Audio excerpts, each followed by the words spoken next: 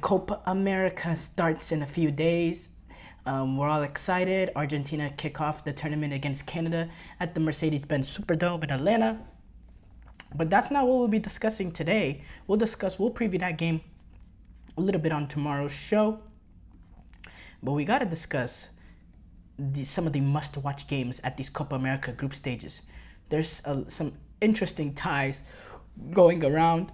So I'm just gonna go match day by match day. I think in my match day one, there's two ties that really pop out of my screen that I really want to talk about. Argentina, Canada, and the fact that this is the opening game of Copa America. This is the first time we see this Argentina team at a major international tournament since they won the last World Cup. We get to see Messi back on the big stage with the fact that, let's be honest, Inter Miami is not a big stage. So this is the first time a lot of people are really going to be tuning in and watching Messi play, probably since that last World Cup final. Similar to the Ronaldo situation yesterday. This is the first time a lot of people have been watching Ronaldo since he played at that last World Cup game against Morocco. Similar situation with Messi here. It's the first time a lot of people are going to be watching Messi play. So he did actually have that second half of the season at PSG that season, but it was he was in and out and all that. But this is like the first real time that we're all going to get to see him play again. And obviously, whenever Messi's playing, it's always an attraction. And it's a Canada team that's kind of, with Jesse Marsch, they started off roughly with losing Netherlands, but then had a huge morale boost and going into France and getting a 0-0 draw with France and playing very well defensively, not conceding much space, and getting out of that result against France 0-0. I thought that was fairly impressive, and I thought Jesse Marsch would have been very pleased with that performance. France had a few chances earlier, but early in the game, but Canada's keeper Maxime Crepeau was able to make Crepio. I'm probably messing it up. Was probably was very good. But yeah, I thought Canada also had a few opportunities in that second half, and I think both teams were deserving in terms of a 0-0 result. I think that was fair, and the Canadians, they had a lot of intensity, and I think they defended really, really well. So I don't think they're going to be as big of a walkovers as we might think entering this Argentina tie. I think Argentina are going to respect them. I think they have ability in transition like a Jonathan David and Alphonso Davis to really make that Argentina backline a little bit of concerned. So yeah, I think that's a good game to start off the Copa America. In my opinion, that's probably the top two teams in that group. You gotta respect. Well, Peru and Chile have been really bad in qualifiers, but Canada have not been that good since that previous World Cup. But I think based on the fact that Canada and what they did in the lead up to the 2022 World Cup, you gotta say they're the first two team. They're the second best team in that group. So that that's gonna be an interesting time. Now the other tie in the match day one that I'm really looking forward to is Mexico and Jamaica, and the fact that I think Mexico has a real opportunity to start off this Copa America with a huge embarrassment in losing to Jamaica, because it is an embarrassment if they lose to Jamaica in this big stage that is this Copa America. Out of all the teams that you start off with, you get to start off with a fellow CONCACAF opponent, and if you lose to Jamaica, I think that's really, really bad. But I think this Jamaican team is better than the Mexican team. I think this Jamaican team has more talent than this Mexico team and plays better football and is better managed. Jamaica is managed by Hammer Haldorsen, who had those miracle run with Iceland, taking them to the quarterfinals and then taking them also to the World Cup the following year, where they didn't do as well, but still he's a very, very good manager, and he has a squad of players to choose from in this. Now, he's not going to have Leon Bailey because of his issues with the Canadian national team, which has been well documented, but he has a Cordova Reed, a Nicholson,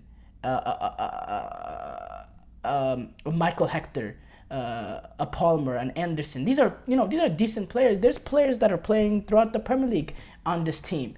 um, in the championship in the Premier League. This is a quality team. And keep in mind, at the last Nations League, um, for at the last Nations League for by the way, Mikel Antonio, Shamar Nicholson, Bobby De Cordova-Reid. This is not just guys. These are players that are legit. So, and keep in mind, at the last Nations League in the semifinals, finals, the U.S. took on Jamaica in the semifinals, and then they took on Mexico in the finals. Jamaica put up much bigger of a fight against the United States. In fact, Jamaica were and this is a Jamaican team, was kind of a B team. They didn't really have their full set of players in that game against the U.S. They were able to take the United States. They had the lead for basically the entire game, and then in the last minute of the game, on a set piece, USA take advantage of an own goal, and then in the extra time, the U.S. quality eventually got through.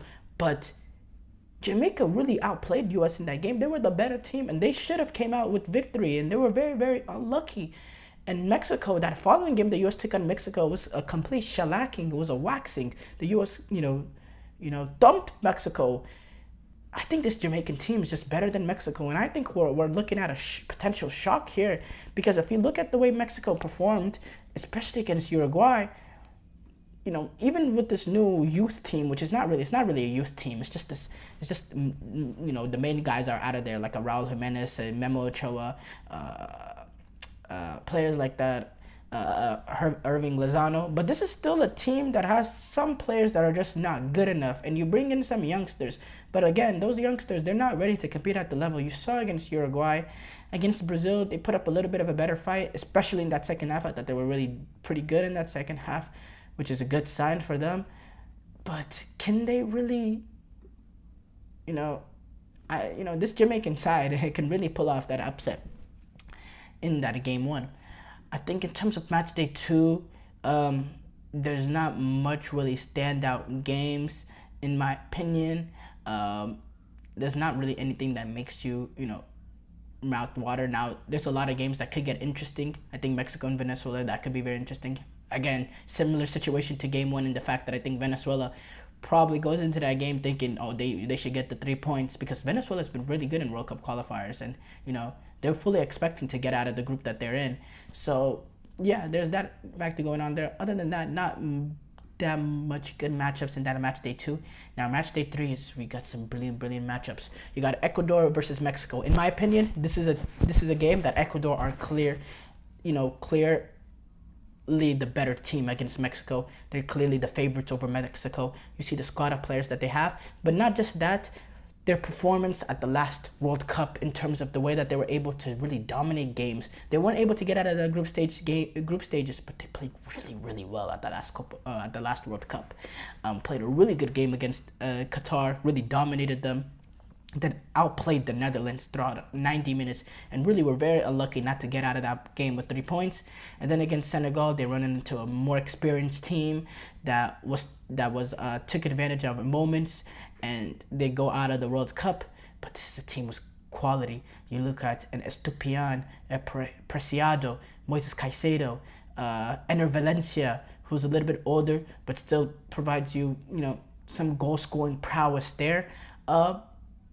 You cannot sleep on this Ecuador team at all. I think they can be very, very deadly. The way that they're able to get possession of the ball, create plenty of opportunities. They're not afraid to push guys forward. Don't sleep on this Ecuador team.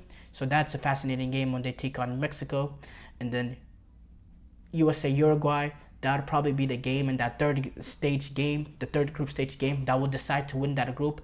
And that's a big game, because in the following group, you have a Brazil and a Colombia that are two, at the end of the day, it's not going to really, you're going to probably want to avoid Brazil. But at this day and age, Brazil-Colombia, is there really much of a difference? No. In fact, there's some people that say I'd rather play Brazil, which is kind of embarrassing for the Brazil national team. But yeah, that's going to be a really scintillating tie to watch, in my opinion, between the U.S. and Uruguay. And we get to see, because the major question with the U.S. is, can they do something that they're not expected to do? They have not really had that signature win under Berhalter in that U.S. Uruguay game at the Arrowhead Stadium. That's a perfect opportunity for them to do it on the big stage. Now the Colombia and Brazil friendlies, yes, that was an opportunity for them to do that, but at the end of the day, it was friendlies in my opinion. And were we really gonna? If they got the win at any of those two games, we would have went crazy. In fact, we went crazy over a draw over Brazil, but if you were able to get a result against Uruguay and win that group, I think it buys Berhalter probably the next 2 years, and he'll get to the World Cup at least. But I really don't see that happening. And then obviously the tie of the group stage game has to be Brazil Colombia. In my opinion, the second and fourth best team at this Copa America.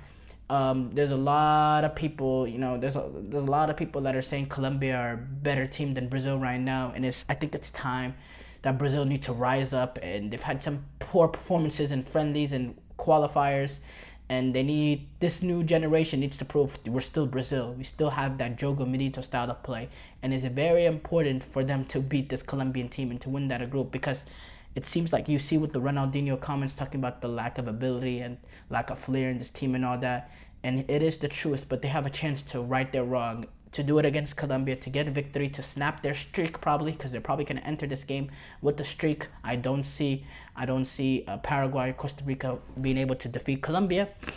So really important, in my opinion, for Colombia to